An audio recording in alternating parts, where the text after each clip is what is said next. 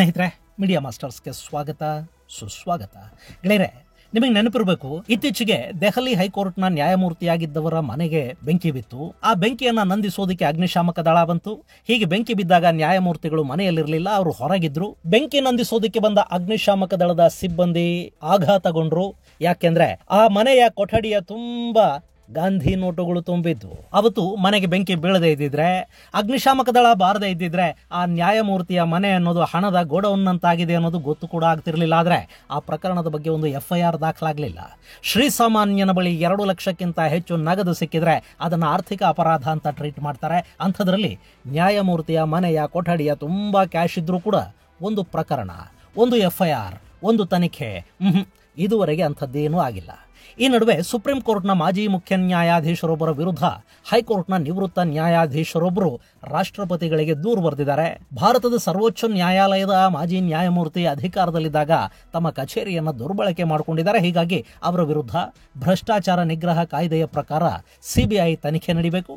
ಹಾಗೆ ಅವರ ಅದೊಂದು ಕೃತ್ಯದಲ್ಲಿ ಬೇರೆ ಯಾರದ್ದಾದರೂ ಹಸ್ತಕ್ಷೇಪ, ಒತ್ತಡ ಇಂಥದ್ದೇನಾದರೂ ಇದೆಯಾ ಅನ್ನೋ ಬಗ್ಗೆ ಕೂಡ ತನಿಖೆ ಆಗಬೇಕು. ಏನೇ ಅಧಿಕಾರ ದುರುಪಯೋಗದ ಲೋಪ ಕಂಡು ಬಂದರೂ ಕೂಡ ಪೂರ್ಣ ಪ್ರಮಾಣದ ತನಿಖೆಗೆ ಆದೇಶ ಕೊಡಬೇಕು ಅಂತ ರಾಷ್ಟ್ರಪತಿ ದ್ರೌಪದಿ ಮುರ್ಮು ಅವರಿಗೆ ಪತ್ರವನ್ನು ಬರೆದಿದ್ದಾರೆ. ಮತ್ತು ಈ ಪತ್ರವನ್ನು ಕೇಂದ್ರ ಗೃಹ ಇಲಾಖೆ DOPT ಅಂದ್ರೆ ಸಿಬ್ಬಂದಿ ಮತ್ತು ತರಬೇತಿ ಇಲಾಖೆಗೆ ಮುಂದಿನ ಕ್ರಮಕ್ಕಾಗಿ ರವಾನೆ ಮಾಡಿದೆ. ಈ ಪತ್ರ ನ್ಯಾಯಾಲಯದ ಪಾರದರ್ಶಕತೆಯನ್ನು ಉಳಿಸೋದಕ್ಕೆ ಹೈಕೋರ್ಟ್ನ ನ್ಯಾಯಮೂರ್ತಿಯೊಬ್ಬರು ಮಾಡ್ತಾ ಇರೋ ಪ್ರಾಮಾಣಿಕ ಪ್ರಯತ್ನನ, ಅಥವಾ ನ್ಯಾಯಾಂಗ ವ್ಯವಸ್ಥೆಯಲ್ಲಿನ ಅಸಮಾಧಾನಗಳು, ಆಂತರಿಕ ಸಂಘರ್ಷಗಳ ಪರಿಣಾಮನ ಗೊತ್ತಿಲ್ಲ. ಆದ್ರೆ ಇಂಥದ್ದೊಂದು ಘಟನೆಯಂತೂ ನಡೆದಿದೆ. ಇದನ್ನ ನ್ಯಾಯಾಂಗಕ್ಕೆ ಸಂಬಂಧಿಸಿದ ಕಲಾಪಗಳನ್ನ ವರದಿ ಮಾಡುವ ಒಂದಷ್ಟು ವೆಬ್ಸೈಟ್ಗಳು ವರದಿಯನ್ನು ಮಾಡಿವೆ. ಅಂದಹಾಗೆ ಇಲ್ಲಿ ರಾಷ್ಟ್ರಪತಿಗಳಿಗೆ ಪತ್ರ ಬರೆದಿರುವುದು ಹೈಕೋರ್ಟ್ನ ನಿವೃತ್ತ ನ್ಯಾಯಮೂರ್ತಿ ಜಸ್ಟಿಸ್ ರಾಕೇಶ್ ಕುಮಾರ್, ಮತ್ತು ಅವರು ಆರೋಪ ಮಾಡ್ತಾ ಇರೋದು ನಿವೃತ್ತ ಮುಖ್ಯ ನ್ಯಾಯಾಧೀಶ ಡಾಕ್ಟರ್ DY ಚಂದ್ರಚೂಡ್ ಅವರ ವಿರುದ್ಧ.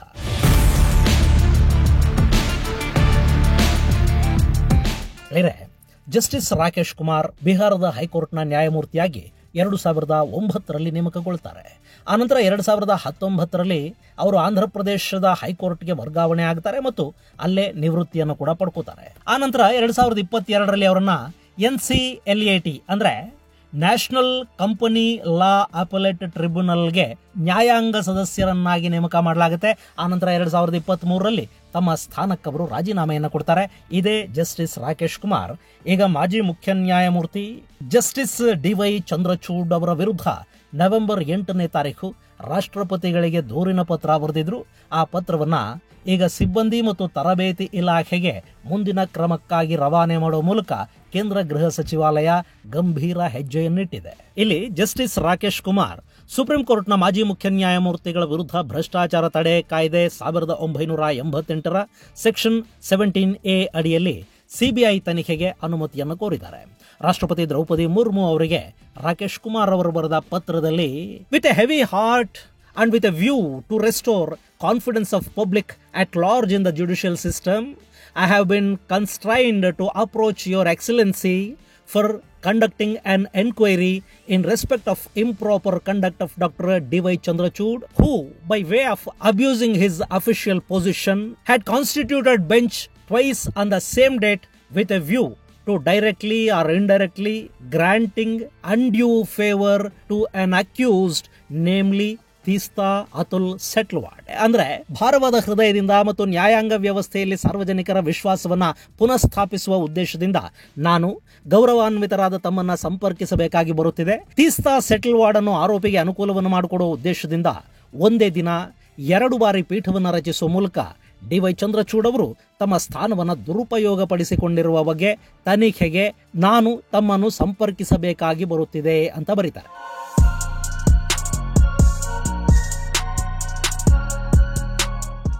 ತೀಸ್ತಾ ಸೆಟ್ಲ್ವಾಡ್ ಬಗ್ಗೆ ನಿಮಗೆ ಗೊತ್ತಿದೆ. ಗುಜರಾತ್ ಗಲಭೆಗಳ ಕಾರಣಕ್ಕೆ ಸುಳ್ಳು ಸಾಕ್ಷ್ಯಗಳನ್ನು ಸೃಷ್ಟಿಸಿದ ಆರೋಪದ ಮೇಲೆ ಆಕೆಯ ಮೇಲೆ ಪ್ರಕರಣ ದಾಖಲಾಗಿತ್ತು ಮತ್ತು ಅದಕ್ಕೆ ಸಂಬಂಧಪಟ್ಟ ಹಾಗೆ ಜಾಮೀನು ಅರ್ಜಿಯನ್ನ ಸೆಷನ್ಸ್ ನ್ಯಾಯಾಲಯ ಹಾಗೂ ಗುಜರಾತ್ ಹೈಕೋರ್ಟ್ ಎರಡೂ ಕೂಡ ತಿರಸ್ಕರಿಸಿದ್ವು. ಆಕೆಯ ಅರ್ಜಿ ಸುಪ್ರೀಂ ಕೋರ್ಟ್ಗೆ ಬಂತು. ಈ ಸಂದರ್ಭದಲ್ಲಿ ಸುಪ್ರೀಂ ಕೋರ್ಟ್ಗೆ ಬೇಸಿಗೆ ರಜಾ ಇತ್ತು. ಇಷ್ಟಾದರೂ ಜುಲೈ 1ನೇ ತಾರೀಕು ತೀಸ್ತಾ ಸೆಟ್ಲ್ವಾಡ್ ಅವರ ಜಾಮೀನು ಅರ್ಜಿಯ ವಿಚಾರಣೆ ಮಾಡೋದಕ್ಕೆ ಅವತ್ತಿನ ಮುಖ್ಯ ನ್ಯಾಯಮೂರ್ತಿ ಜಸ್ಟಿಸ್ ಚಂದ್ರಚೂಡ್ ಒಂದೇ ದಿನ 2 ಪೀಠಗಳನ್ನು ರಚನೆ ಮಾಡಿದ್ರು ಅನ್ನೋದು ನ್ಯಾಯಮೂರ್ತಿ ಜಸ್ಟಿಸ್ ಕುಮಾರ್ ಅವರು ಮಾಡ್ತಾ ಇರೋ ಆರೋಪ. ಇಲ್ಲಿ ಮುಖ್ಯ ನ್ಯಾಯಮೂರ್ತಿಯವರ ಈ ಕ್ರಮ ಸರಿಯಾದುದಲ್ಲ. ಕ್ರಿಮಿನಲ್ ಆರೋಪಗಳನ್ನು ಎದುರಿಸುತ್ತಿರುವ ವ್ಯಕ್ತಿಗೆ ಸಹಾಯ ಮಾಡೋದಕ್ಕಾಗಿನೇ ಹೀಗೆ ಅವರು ಮಾಡಿದಂತೆ ಮೇಲ್ನೋಟಕ್ಕೆ ಕಾಣ್ತಾ ಇದೆ ಅಂತ ಜಸ್ಟಿಸ್ ಕುಮಾರ್ ಆರೋಪ ಮಾಡ್ತಾ ಇದ್ದಾರೆ. ಇನ್ನಿದನ್ನ ಹೇಳುವಾಗ ತೀಸ್ತಾ ಅವರ ಮೇಲಿದ್ದ ಆರೋಪಗಳನ್ನು ಕೂಡ ಅವರು ಉಲ್ಲೇಖ ಮಾಡ್ತಾರೆ. ಸುಳ್ಳು ಸಾಕ್ಷ್ಯಗಳನ್ನು ನ್ಯಾಯಾಲಯಕ್ಕೆ ಒದಗಿಸಿದ್ದು, ಸುಳ್ಳು ಸಾಕ್ಷಿ ಹೇಳುವಂತೆ ಸಾಕ್ಷಿಗಳನ್ನು ಒತ್ತಾಯಿಸಿದ್ದು, ಈ ಮೂಲಕ ಗುಜರಾತಿನ ಸರ್ಕಾರದ ವಿರುದ್ಧ ಸುಳ್ಳು ಆರೋಪ ಮಾಡಿ ಅವರನ್ನ ವಿನಾಕಾರಣ ಅಪರಾಧಿ ಸ್ಥಾನದಲ್ಲಿ ನಿಲ್ಲಿಸುವ ಪ್ರಯತ್ನ ಮಾಡಿದ ಆರೋಪಗಳು ತೀಸ್ತಾ ಸೆಟಲ್ವಾಡ್ ಅವರ ಮೇಲಿದ್ವು. It was further submitted before honourable Supreme Court that a number of persons had deposed that accused Teesta Atul Setalwad had forced them to give affidavit so as to implicate higher-ups in the state government at that time. Referring to the arguments made by the additional solicitor general. ಆಕೆ ಮೇಲಿನ ಆರೋಪಗಳನ್ನು additional solicitor general ಅವರು ಮಂಡಿಸಿದ ವಾದವನ್ನು ಆಧಾರವಾಗಿಟ್ಕೊಂಡು ನಾನು ಹೇಳ್ತಾ ಇದ್ದೀನಿ ಅಂತ ಕೂಡ ಅವರು ಈ ಪತ್ರದಲ್ಲಿ ಉಲ್ಲೇಖ ಮಾಡ್ತಾರೆ. ಇಲ್ಲಿ ಪತ್ರ ಬರೀತಿರೋದು ಹೈಕೋರ್ಟ್ನ ನಿವೃತ್ತ ನ್ಯಾಯಮೂರ್ತಿ. ಅವರು ಆರೋಪ ಮಾಡ್ತಾ ಇರೋದು ಸುಪ್ರೀಂ ಕೋರ್ಟ್ನ ನಿವೃತ್ತ ನ್ಯಾಯಾಧೀಶರ ಬಗ್ಗೆ. ಹೀಗಾಗಿ ಎಲ್ಲೂ ಯಾರ ಘನತೆಗೂ ಕುಂದು ಬಾರದ ಹಾಗೆ ಪದಗಳನ್ನು ಅಳೆದು ತೂಗಿ ಜಸ್ಟಿಸ್ ಕುಮಾರ್ ಈ ಪತ್ರವನ್ನು ಬರೆದಿದ್ದಾರೆ. ಇನ್ನು ಸೆಷನ್ಸ್ ಕೋರ್ಟ್ ಹಾಗೂ ಗುಜರಾತ್ ಹೈಕೋರ್ಟ್ ಅಲ್ಲಿ ಜಾಮೀನು ಅರ್ಜಿ ತಿರಸ್ಕೃತಗೊಂಡ ನಂತರ ಅದೇ ದಿನ ಅಂದ್ರೆ ಜುಲೈ 1ನೇ ತಾರೀಕು ಆಕೆ ಸುಪ್ರೀಂ ಕೋರ್ಟ್ ಅಲ್ಲಿ ಲೀವ್ ಪಿಟಿಷನ್ ದಾಖಲು ಮಾಡ್ತಾರೆ. ಇಲ್ಲಿ ಜಸ್ಟಿಸ್ ಕುಮಾರ್ ಅವರು ಹೇಳ್ತಿರೋ ಪ್ರಕಾರ ಅವತ್ತೇ ಅಂದ್ರೆ ಅರ್ಜಿ ಸಲ್ಲಿಕೆ ಆದ ದಿನವೇ ಆ ಪ್ರಕರಣದ ವಿಚಾರಣೆಗೊಂದು ಸ್ಪೆಷಲ್ ಬೆಂಚ್ ಅನ್ನು ರಚನೆ ಮಾಡಲಾಗುತ್ತೆ. ಅಲ್ಲಿ ವಿಚಾರಣೆಯೂ ನಡೆಯುತ್ತೆ.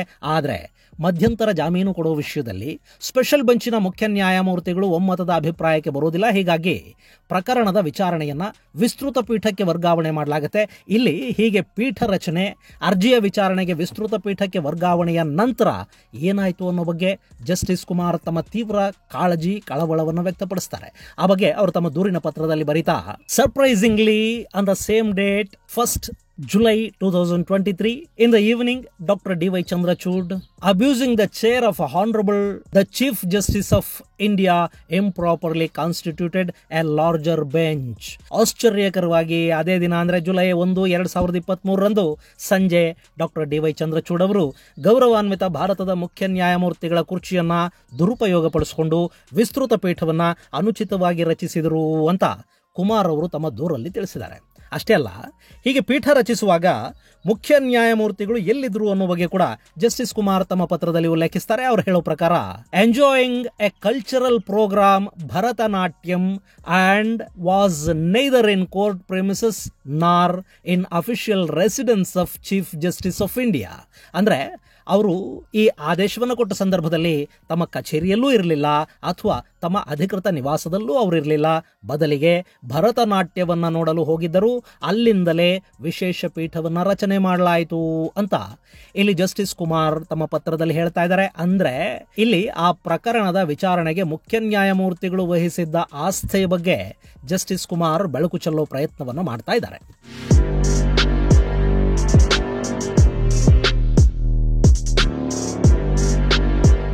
ಇಲ್ಲಿ ತೀಸ್ತಾ ಅವರಿಗೆ ಜಾಮೀನು ಸಿಗುತ್ತೆ. ಆ ಜಾಮೀನಿನ ತೀರ್ಪಿನ ಬಗ್ಗೆ ನಾನು ಪ್ರಶ್ನೆ ಮಾಡ್ತಾ ಇಲ್ಲ, ಆದ್ರೆ ಆ ಪ್ರಕ್ರಿಯೆ ನಡೆದ ರೀತಿಯ ಬಗ್ಗೆ ಕಳವಳವನ್ನು ವ್ಯಕ್ತಪಡಿಸ್ತಾ ಇದ್ದೀನಿ ಅಂತ ಅವರು ತಮ್ಮ ಪತ್ರದಲ್ಲಿ ಸ್ಪಷ್ಟಪಡಿಸ್ತಾರೆ.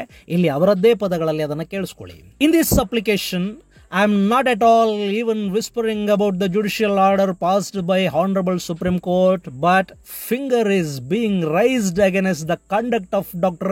D.Y. Chandrachud. ಈ ಅರ್ಜಿಯಲ್ಲಿ ನಾನು ಗೌರವಾನ್ವಿತ ಸುಪ್ರೀಂ ಕೋರ್ಟ್ ನೀಡಿದ ನ್ಯಾಯಾಂಗ ಆದೇಶದ ಬಗ್ಗೆ ಪಿಸುಗುಟ್ಟುತ್ತಿಲ್ಲ, ಆದರೆ ಡಿ.ವೈ. ಚಂದ್ರಚೂಡ್ ಅವರ ನಡವಳಿಕೆಯ ವಿರುದ್ಧ ಬೆಟ್ಟು ಮಾಡಲಾಗುತ್ತಿದೆ. ಇಲ್ಲಿ ಒಂದೇ ದಿನ 2 ಬೆಂಚುಗಳ ರಚನೆ ಮತ್ತು ವಿಚಾರಣೆಯ ವೇಗದ ಬಗ್ಗೆ ನ್ಯಾಯಮೂರ್ತಿ ಕುಮಾರ್ ಅವರು ಅನುಮಾನಗಳನ್ನು ವ್ಯಕ್ತಪಡಿಸ್ತಾ ಇದ್ದಾರೆ. Since such supersonic steps were taken, certainly it can be inferred that Dr. Chandrachud had not acted judiciously, but due to some extraneous considerations. ಇಲ್ಲಿ ಇಂಥ ಸೂಪರ್ಸಾನಿಕ್ ಕ್ರಮಗಳನ್ನು ತೆಗೆದುಕೊಳ್ಳಲಾಗಿರುವುದರಿಂದ ಡಾಕ್ಟರ್ ಚಂದ್ರಚೂಡ್ ಕೆಲ ಬಾಹ್ಯ ಪರಿಣಾಮಗಳ ಕಾರಣದಿಂದ ಇಲ್ಲಿ ವಿವೇಚನಾಯುಕ್ತವಾಗಿ ವರ್ತಿಸಿಲ್ಲ ಎಂದು ಊಹಿಸಬಹುದು ಅಂತ ಜಸ್ಟಿಸ್ ಕುಮಾರ್ ತಮ್ಮ ಪತ್ರದಲ್ಲಿ ಅಭಿಪ್ರಾಯವನ್ನು ಕೂಡ ವ್ಯಕ್ತಪಡಿಸ್ತಾರೆ. ಇನ್ನೂ ಮುಂದುವರೆದವರು ಬರೀತಾರೆ, if aforesaid facts are deeply inquired into, there is even possibility of involvement of doctor D Y. Chandrachud in commission of offence under section 7C of PC act. ಮೇಲೆ ಹೇಳಿದ ಸಂಗತಿಗಳನ್ನು ಆಳವಾಗಿ ಪರಿಶೀಲಿಸಿದ್ರೆ ಭ್ರಷ್ಟಾಚಾರ ನಿಗ್ರಹ ಕಾಯ್ದೆಯ ಸೆಕ್ಷನ್ 7C ಅಡಿಯಲ್ಲಿ ಡಾಕ್ಟರ್ ಚಂದ್ರಚೂಡ್ ಅವರು ಅಪರಾಧದಲ್ಲಿ ಭಾಗಿಯಾಗಿರುವ ಸಾಧ್ಯತೆಗಳು ಕಂಡು ಬರ್ತಾ ಇವೆ. The enquiry May also reveal the involvement of others who approached Dr. D.Y. Chandrachud and influenced him for adopting a procedure which was aligned to the established practice and procedure which may attract Section 7A and Section 8 of PC Act. ಅಂದ್ರೆ ತನಿಖೆಯಲ್ಲಿ doctor D Y. Chandrachud ಅವರ ಮೇಲೆ ಇಲ್ಲಿ ಸ್ಥಾಪಿತ ಮತ್ತು ಅಭ್ಯಾಸವಾದ ಕಾರ್ಯವಿಧಾನಕ್ಕೆ ವಿರುದ್ಧವಾಗಿ ಬೇರೆಯದ್ದೇ ಕಾರ್ಯವಿಧಾನವನ್ನು ಅಳವಡಿಸಿಕೊಳ್ಳುವುದಕ್ಕೆ ಅನ್ಯರು ಪ್ರಭಾವ ಬೀರಿರುವ ಸಾಧ್ಯತೆಗಳು ಕೂಡ ಬಹಿರಂಗಗೊಳ್ಳಬಹುದಾಗಿದ್ದು, ಇದು PC ಆಕ್ಟ್ ಅಂದ್ರೆ prevention of corruption act 7A ಮತ್ತು 8 ಅಡಿಯಲ್ಲಿ ಪ್ರಕರಣ ದಾಖಲಿಸುವ ಅವಕಾಶವನ್ನು ಮಾಡಿಕೊಡ್ತಾ ಇದೆ. ಇನ್ನು ತಮ್ಮ ಪತ್ರದ ಕೊನೆಯಲ್ಲಿ ಜಸ್ಟಿಸ್ ಕುಮಾರ್ ಈ ಬಗ್ಗೆ ಸೆಕ್ಷನ್ 17A ಅಡಿಯಲ್ಲಿ ಸಿಬಿಐ ತನಿಖೆಗೆ ಅನುಮತಿ ನೀಡುವಂತೆ ರಾಷ್ಟ್ರಪತಿಗಳಿಗೆ ಮನವಿ ಮಾಡಿದ್ದಾರೆ. ಹಾಗೆ if during enquiry elements of other cognisable offences are surfaced, the CBI may be directed to register a regular case for its logical end. ವಿಚಾರಣೆಯ ಸಮಯದಲ್ಲಿ ಇತರ ಅಪರಾಧಿಕ ಅಂಶಗಳು ಪತ್ತೆಯಾದರೆ ಈ ಪ್ರಕರಣವನ್ನು ತಾರ್ಕಿಕ ಅಂತ್ಯಕ್ಕೆ ಕೊಂಡೊಯ್ಯುವ ಸಲುವಾಗಿ ನಿಯಮಾನುಸಾರ ಪ್ರಕರಣವನ್ನು ದಾಖಲಿಸಲು ಸಿಬಿಐಗೆ ನಿರ್ದೇಶಿಸಬಹುದು ಅಂತ ಜಸ್ಟಿಸ್ ಕುಮಾರ್ ತಮ್ಮ ಪತ್ರದಲ್ಲಿ ರಾಷ್ಟ್ರಪತಿಗಳಿಗೆ ಮನವಿ ಮಾಡಿದ್ದಾರೆ. ಈ ಬಗ್ಗೆ ಫೆಬ್ರವರಿ 6, 2025 ಗೃಹ ಇಲಾಖೆ ದೂರನ್ನು ಸ್ವೀಕರಿಸಿದೆ. ಅದನ್ನು ಪರಿಶೀಲಿಸಿದ ನಂತರ ಮಾರ್ಚ್ 5, 2025 ದೂರನ್ನ ಡಿಒಪಿಟಿಗೆ ರವಾನೆ ಮಾಡಲಾಗಿದೆ. ಈ ಪ್ರಕರಣವನ್ನ ಸಿಬಿಐ ತನಿಖೆಗೆ ವಹಿಸಲಾಗುತ್ತಾ? ಮೊನ್ನೆ ಉಪರಾಷ್ಟ್ರಪತಿ ಧನ್ಕರ್ ಅವರು ಕೂಡ ನ್ಯಾಯಾಂಗದ ಕಾರ್ಯವೈಖರಿಯ ಬಗ್ಗೆ ಅಸಮಾಧಾನವನ್ನು ವ್ಯಕ್ತಪಡಿಸಿದ್ದಾರೆ. ಇಲ್ಲಿ ಶಾಸಕಾಂಗ ಹಾಗೂ ನ್ಯಾಯಾಂಗದ ನಡುವೆ ಒಂದು ಸಣ್ಣ ಸಂಘರ್ಷ ಶುರುವಾಗಿರೋ ಹೊತ್ತಲ್ಲಿ ಮಾಜಿ ಮುಖ್ಯ ನ್ಯಾಯಮೂರ್ತಿಗಳ ವಿರುದ್ಧ ಹೈಕೋರ್ಟ್ನ ಮಾಜಿ ನ್ಯಾಯಾಧೀಶರು ಮಾಡಿರೋ ಈ ಆರೋಪದ ಬಗ್ಗೆ ಯಾವ ಕ್ರಮಗಳನ್ನು ಕೈಗೊಳ್ಳಲಾಗುತ್ತೆ ಅನ್ನೋದನ್ನ ಕಾದು ನೋಡಬೇಕು. ಇದು ಗೆಳೆಯರೇ ವಿಷಯ. ಮುಂದಿನ ಸಂಚಿಕೆಯಲ್ಲಿ ಮತ್ತಷ್ಟು ವಿಶೇಷಗಳ ಜೊತೆ ಮತ್ತೆ ಭೇಟಿಯಾಗೋಣ. ಅಲ್ಲಿವರೆಗೆ ಜೈ ಹಿಂದ್, ಜೈ ಕರ್ನಾಟಕ.